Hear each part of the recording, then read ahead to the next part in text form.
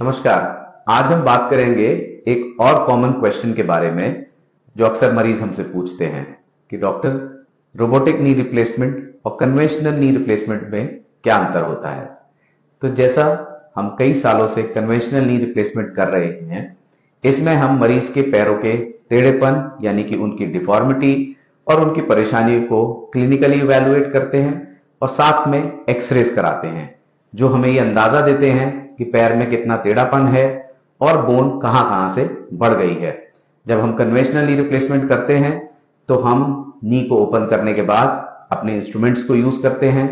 Instruments के standard sizes होते हैं जिसका इस्तेमाल करते हुए हम बोन को शेप देते हैं और उसमें लगने वाले घुटने को डालते हैं। ऐसा करने से हमारा क्लिनिकल सेंस, हमारे इंस्ट्रूमेंटेशन हमारी हेल्प करते हैं कि जो जॉइंट हमने डाला है वो मरीज को फिट हो। यह होता है कन्वेंशनल नी रिप्लेसमेंट। अब रोबोटिक की बात करें तो रोबोटिक रिप्लेसमेंट से पहले हम मरीज का सीटी स्कैन कराते हैं। सीटी स्कैन जैसा कि एक्सरे से एडवांस इन्वेस्टिगेशन होता है, इससे हम मरीज के नी को, उसके हिप को, उसके पैरों को पूरी तरह से इवैल्यूएट करते हैं, उसके 3D मॉडल को जनरेट करते हैं और उससे हम मरीज की सर्जरी को प्लान करते हैं। सीटी स्कैन को सॉफ्टवेयर में डाल के पहले हम नी का साइज कैलकुलेट कर सकते हैं, कितने एरिया से कितनी बोन को हमें रिमूव करना है।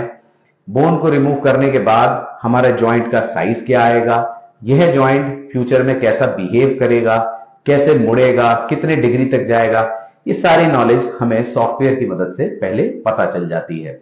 इसके बाद जब हम रोबोटिक सर्जरी करते हैं तो सर्जन ही सर्जरी करता है। अक्सर मरीज ये कहते हैं कि सर्जरी क्या रोबोट द्वारा की जाती है, तो नहीं, ये सर्जरी सर्जन ही करता है। नी को ओपन करने के बाद जो हमने सीटी में प्लानिंग की है उसको एक्चुअल नी से मैच करना होता है। रोबोट की मदद से ये प्रिसीजन बहुत ही फुल प्रूफ होता है, मार्जिन ऑफ एरर कम होता है। एक बार पूरा प्लानिंग को कर लेने के बाद रोबोटिक आर्म द्वारा नी को शेप किया जाता है।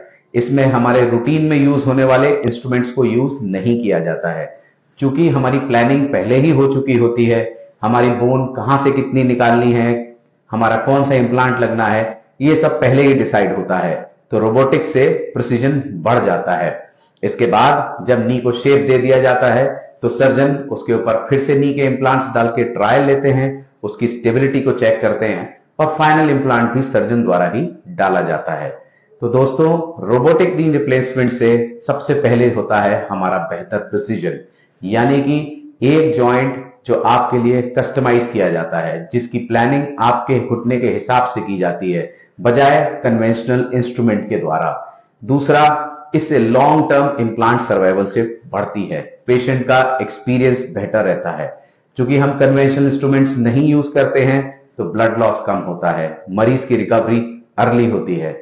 तो जैसा मैं हमेशा कहता हूं कि टेक्नोलॉजी से हाथ मिलाना आजकल सर्जन्स के लिए अति आवश्यक है।